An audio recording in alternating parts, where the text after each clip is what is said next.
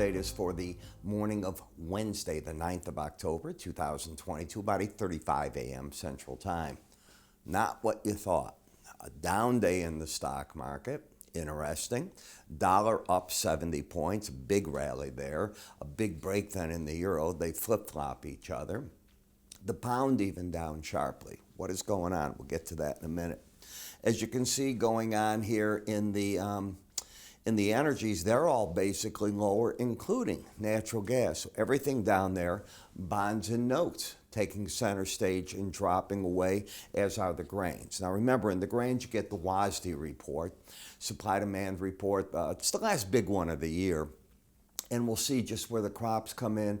They're already coming out, by the way, in the crops with estimates for 2023, the planting intentions. I wrote about that yesterday, and there'll be more about it by me today. So what took place? Well, here's what took place. As you know, we're in the election cycle, and the red wave, well, at best, it's a ripple. The House looks like it will become red, in other words, Republican, but by maybe 5 to 10 members. That's not the majority that was looked for. And Mr. McCarthy may not become the leader of the House. It depends who's going to vote him in. And that becomes the interesting part there. As for the Senate race, it's not known.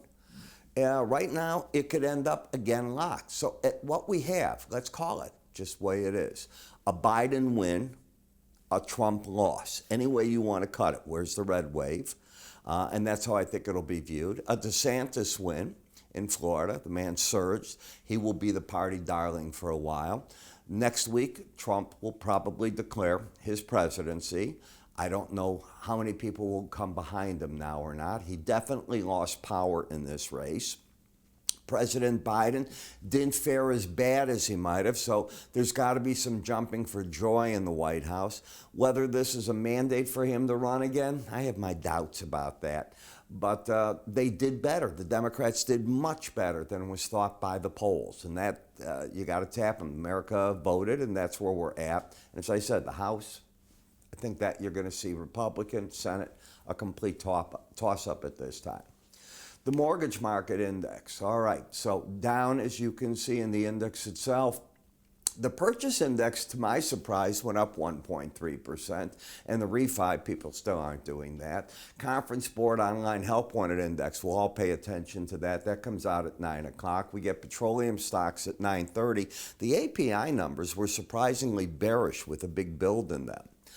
China factory gate prices for October dropped for the first time since December 2020, and consumer inflation actually moderated there. And why not? People can't go out and buy anything, so it makes sense. They're in lockdown mode.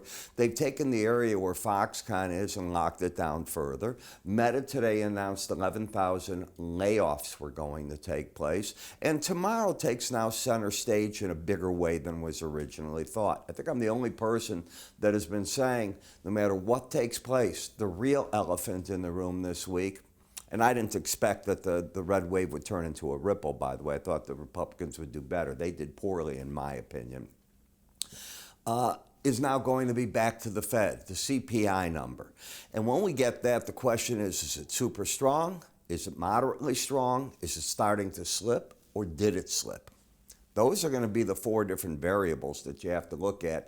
And believe me, it's going to have a ripple effect right on through the economy, because anything strong to super strong just keeps the Fed going and going. And the market, you know, I'm hearing the whisper talk of what I've been saying. I read about it overnight. People are starting to say 5.5%, 6% is a possibility if these CPI numbers stay strong. I don't know if they will or won't. I've been saying that that's a possibility right through it. And I have repeated here twice that you get 2 CPI numbers now before the next FOMC meeting. There's no FOMC meeting this month in November. There's one in December, and you'll have this one and the one before it. They are going to very much set the tone of what the Fed does, but you have to get the first one to have an idea how good or bad you're looking for the second one to be. I think tomorrow's tells a whole story, and I'll do a lot of writing about that, I am certain. Now, one of the things you need is information. And I think we provide it in our futures trading kit. First off, you get access to both my charting software packages. I don't even say that often in here, but it includes that. Number two, you're going to get the basics of trading, 10 chapters we've written to get you started with trading if you haven't done it. And for those of you educated in trading, you're going to get tools that you should put on your desk. Chart patterns. I put together the most popular chart patterns, and then the cause and effect sheet. This I created under Paul Volcker's days. And it is important today as back then. M1, M2, M3, what do you do? My pivot point series, my Arun indicator series, all free for you in here, video series with it. As I said, learn these patterns. They're important. You get to see them and get an idea of what the outcome might not be. And then we give you access to all, and there are hundreds of CME free courses for you to work with. So if you're looking to sharpen your skills, bone up on something, whatever it might be, you got it right there. How do you get this? Go to our website under free offers and view our other offers, or you can click right up here. You'll see an icon if you move your cursor there, or better yet, call my staff. They'll have it out to you as you're on the phone with them. I'm Ira Epstein. You have yourself a great trading day. I'll see you at the end of the day with the market wrap up. As I said, a red ripple, not a red wave. Take care.